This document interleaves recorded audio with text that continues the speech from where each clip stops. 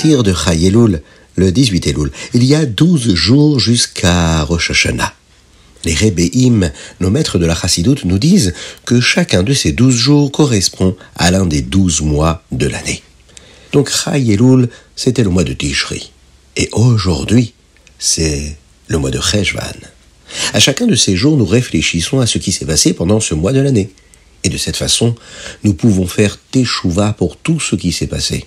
Et prendre de bonnes résolutions pour que ce mois soit meilleur lorsqu'il arrivera de nouveau. Nous devrions réfléchir aux bonnes résolutions que nous avons prises pendant ce mois et voir si nous sommes vraiment en train de les tenir. Le mois de Cheshvan est le mois de Ve'yaakov alach ledarko. Quand nous commençons à reprendre notre routine régulière de l'année, eh bien nous utilisons les forces du mois très spécial de Tishri et nous commençons à les mettre en pratique.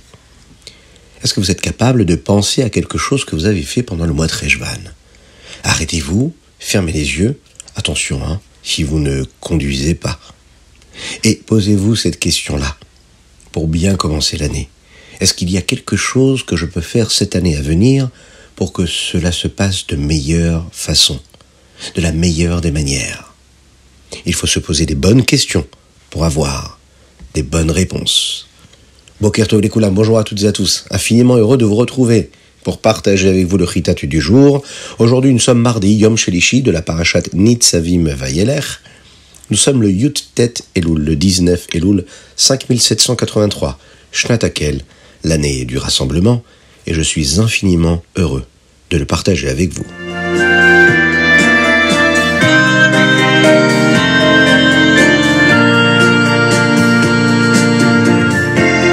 Nous commençons par notre Chumash. Nous sommes dans le Shlishi. Ici, Moshe Rabbeinu va promettre aux Béné Israël que finalement, ils feront tchouva et Hachem apportera la Géoula. Il va les rassembler tous ensemble et il va les ramener en Eretz Israël. Kibbutz Galuyot, le rassemblement des exilés. Akadosh Baruch Hu est heureux de donner des bénédictions aux Béné Israël parce qu'ils ont fait tchouva. Et quand les Béné Israël accomplissent toutes les mitzvot et la Torah de tout leur cœur, Hachem est heureux et il leur donne à l'infini. Moshe Rabbeinu va continuer de dire aux Béné Israël que garder toutes les mitzvot qu'ils apprennent n'est pas impossible. Ça peut paraître difficile parfois, mais ce n'est pas impossible. Nous ne devrions pas penser que nous ne savons pas quoi faire. La Torah nous l'explique clairement. Et nous ne devrions pas penser que c'est impossible à faire, car Ki karov elecha hadavar me'od, la Torah est proche de nous. Moshe Rabbeinu va dire au Béné Israël, ce n'est pas trop difficile, ce n'est pas comme un trésor caché de l'autre côté du monde. Ce n'est pas seulement dans le ciel que tout cela se passe pour les tzadikim. Ce n'est pas seulement quand on vit en Eretz Israël. Ki karov elecha hadavar me'od, beficha, uvil vafra, la asoto. Observer les mitzvot est quelque chose que vous pouvez faire toutes et tous, où que vous soyez. Hachem ne nous a pas seulement donné la Torah et nous a dit de nous débrouiller tout seuls, non. Nous avons aussi la Torah chez Baal Pé. La Torah chez Baal Pé, c'est la Torah orale, qui est là pour nous enseigner comment garder la Torah écrite correctement. Nous sommes à la fin de cet exil-là. Le Rabbi Shlomo Zalman, dont nous avons célébré hier l'anniversaire de la naissance, a pris ces paroles de Moshe Rabbeinu et a écrit le Tanya basé sur elles, vous le savez. Le Tanya est basé sur les mots Ki karov elecha hadavar me'od, ech ou karov me'od. Le Rabbi Shlomo Zalman nous l'explique comment c'est si proche de nous. Le Tanya d'ailleurs a été conçu pour nous montrer comment il est vraiment possible pour chaque juif de remplir tout ce qui est dit dans la Torah en révélant le pouvoir de Messirut Nefesh, de don de soi, qui est dans chaque neshama juive, dans chaque âme juive. En utilisant tous les pouvoirs de la neshama et également ceux du corps, puisque le corps d'un juif est particulier, il est là pour accomplir le ratson, la volonté de Dieu. Cela est expliqué à la fois par le Rabbi Shlomo Zalman dans la Torah Shebirtav de la Chassidoute, ce que nous appelons le Tanya, mais aussi par tous les autres maîtres de la Chassidoute des générations suivantes, les Rebbeim, jusqu'au Rabbi de notre génération, de notre époque, qui nous a donné des instructions claires sur ce que nous devons faire pour accomplir notre mission dans le monde, comme Hachem le souhaite. Alors, nous pourrons voir la promesse de Moshe Rabbeinu se réaliser. Hachem sortira les Béné Israël de la galoute de cet exil et nous donnera toutes les bénédictions qui nous sont promises dans cette magnifique paracha.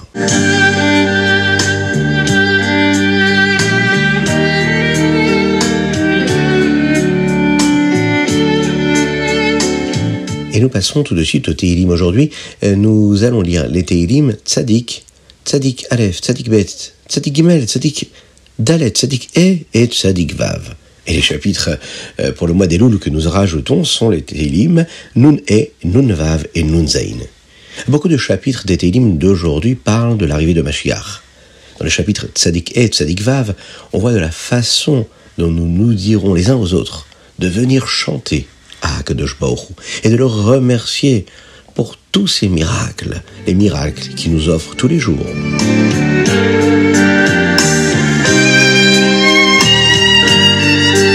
Alors n'oublie pas de mettre des petites pièces dans la tzedaka, parce que lorsqu'on met une petite pièce dans la tzedaka, et Mashiach arrivera. Et nous passons tout de suite à notre Tania du jour, Igeret HaKodesh, Siman Tet Vav. Le Rabbi Shlomo Zalman nous explique qu'en comprenant les 10 facultés de notre âme, les 10 séphirotes, eh bien nous pouvons comprendre un peu des 10 séphirotes d'Hachem. Mais avant d'expliquer les 10 facultés de l'âme que chacun peut avoir et que nous utilisons uniquement pour la Avodat Hachem, le Rabbi Shlomo Zalman explique d'abord les 10 facultés que nous utilisons pour des choses quotidiennes, qui nous paraissent insignifiantes. On peut imaginer par exemple qu'une personne nous enseigne la première paracha de la Torah. D'accord ? Dans cette paracha, nous apprenons comment Hachem a créé le monde pour une raison, afin que le peuple juif étudie la Torah, accomplisse les mitzvot et amène le Mashiach.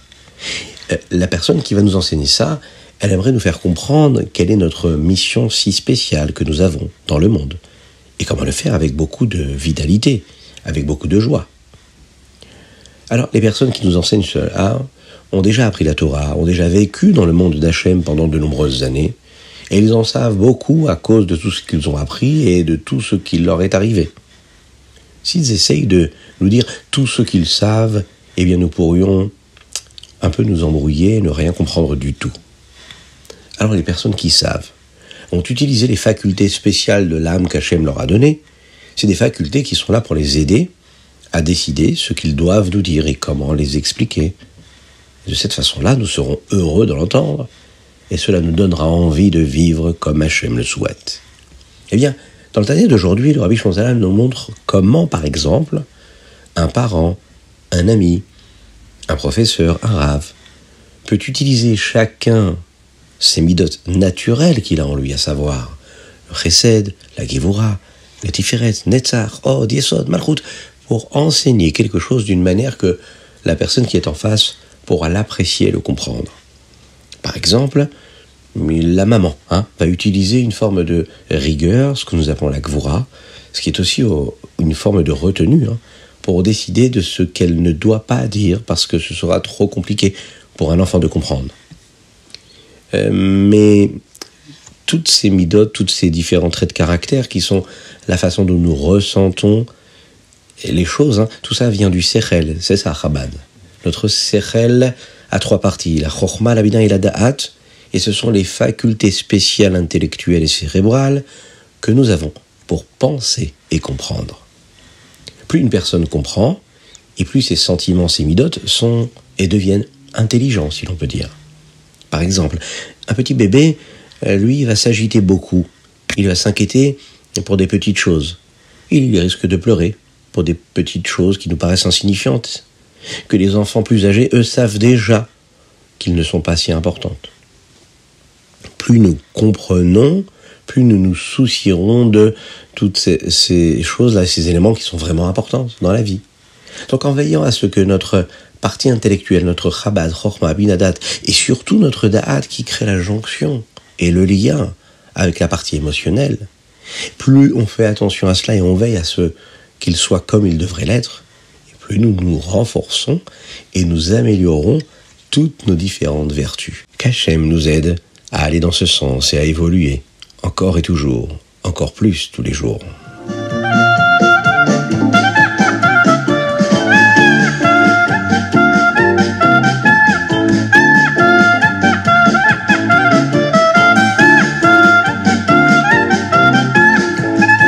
Et nous passons tout de suite au Hayom Yom. Aujourd'hui, nous sommes le Yud Tet Elul. Aujourd'hui, nous allons apprendre une courte Torah, un enseignement du Rabbi Shlomo Zalman de Liadi sur la Parashat Nitzavim.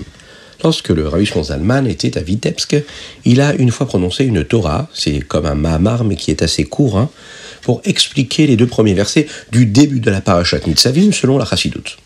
Ces versets parlent de la façon dont tous les Béné Israël se tiennent ensemble pour promettre à Kadosh Baruch de garder les mitzvot. La Torah nous dit comment cela inclut les dirigeants, les personnes âgées, les hommes, les femmes, les enfants. Et à la fin du 2e verset, il est dit « Mechotzev haetzecha ad shoev memecha » des bûcherons jusqu'aux porteurs d'eau. Le Rabbi Shimon Zalman explique que ces versets nous enseignent également comment mieux faire notre avodat Hashem.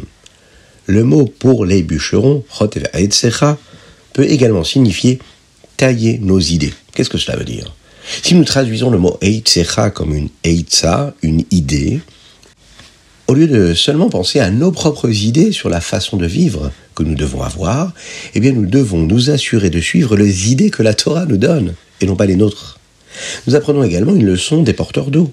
L'eau, elle fait pousser différents éléments, y compris toutes ces choses délicieuses que nous aimons manger, comme par exemple la canne à sucre, d'où provient le sucre.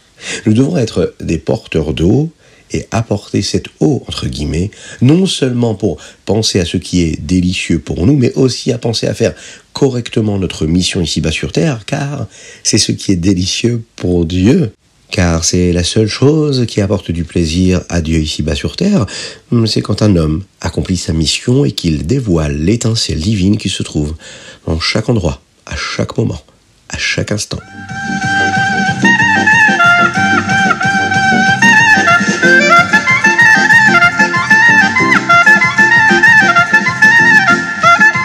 Et nous sommes arrivés au Rambam. Et dans le Rambam, nous étudions les Ilchot Maaser Sheni, Venet Arevaï. Dans le Rambam d'aujourd'hui, nous apprenons davantage d'éléments sur le Maaser Sheni. Dans le Perek Bet, on nous rappelle que le Maaser Sheni est spécifiquement mangé à Yerushalayim. Il ne nous est pas permis de le sortir, ni de l'échanger contre de l'argent ou d'autres aliments, à moins qu'il ne devienne impur. Dans le chapitre Gimel, on nous rappelle que nous devons traiter le Maaser Sheni avec respect. Par exemple, il ne nous est pas permis de le rendre impur. Dans le chapitre Dalet, si nous vivons loin de Yerushalayim, la nourriture risque de ne pas être bonne d'ici là. Mais le voyage, ça n'est pas si bon pour les récoltes. Nous apprenons comment échanger la nourriture contre de l'argent pour ensuite utiliser cet argent pour acheter de la nourriture à Yerushalayim plus tard et de faire la mitzvah qu'Akadosh Baruch Hu attend de nous de la manière la plus belle, la plus magnifique possible.